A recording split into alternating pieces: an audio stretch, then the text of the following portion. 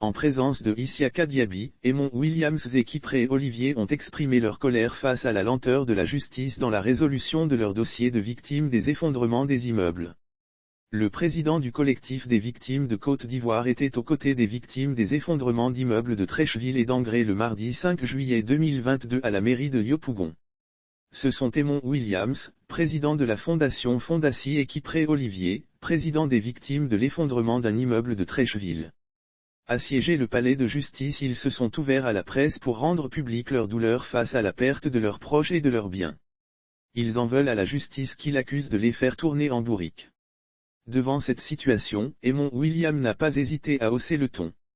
C'est pourquoi je profite de ce micro pour lancer un appel: si les choses ne se règlent pas dans l'immédiat, on le dit de façon ferme, nous allons prendre nos tentes pour séjourner devant la justice. Certainement le palais de la justice qui sera notre lieu d'habitation. Il faut que les choses changent, a averti Eamon Williams qui a perdu sa fille au cours de l'effondrement de l'immeuble où il logeait avec sa famille. Les personnes qui ont causé ce tort ont leurs familles qui dorment en sécurité tout furieux, ils dénoncent la lenteur de la justice à traiter leur dossier alors qu'ils ont tout perdu. Ils sont victimes, ils ont perdu leur famille, leurs biens.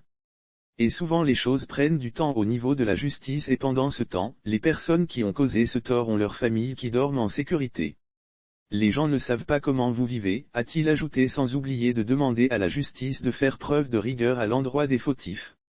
Lire aussi effondrement d'immeuble à Angré, la fille aînée d'un célèbre artiste périt sous les décombres, ce sont des gens qu'on ne doit pas dorloter. Le droit est fait pour protéger la population. Mais on ne doit pas négocier avec ces types de personnes.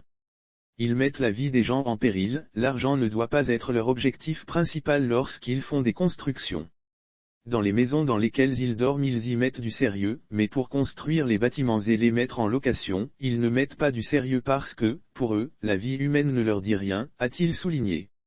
Des matériaux de construction mis en cause et pour cause, la majorité des constructions que nous voyons ne sont pas conformes parce que les gens utilisent des matériaux qui ne sont pas performants, a-t-il fait remarquer. Pour renchérir, Isiaka Diaby a, quant à lui, dénoncé la mauvaise qualité des matériaux de construction utilisés dans le milieu. Mais également la mauvaise foi de certains propriétaires de maisons. Le locataire en Côte d'Ivoire n'a aucune valeur aux yeux de nos institutions et aux yeux de tous ceux qui ont les moyens. Effectivement, le CFSI persiste et signe que les matériaux de construction sont l'une des causes principales des effondrements de bâtiments.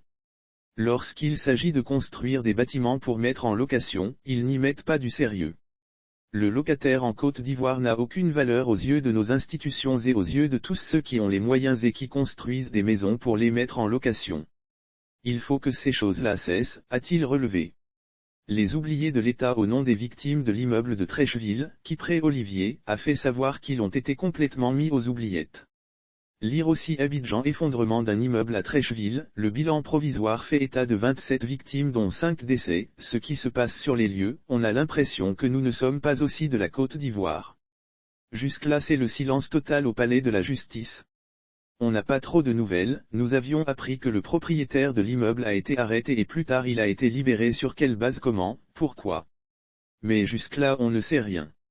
Bien vrai que quelle que soit l'aide financière que les gens viendront nous donner, cela ne nous ramènera pas nos parents ainsi que tout ce que les gens ont perdu, mais au moins ça sera une marque de compassion, mais jusque-là nous sommes dans le vide, a-t-il évoqué.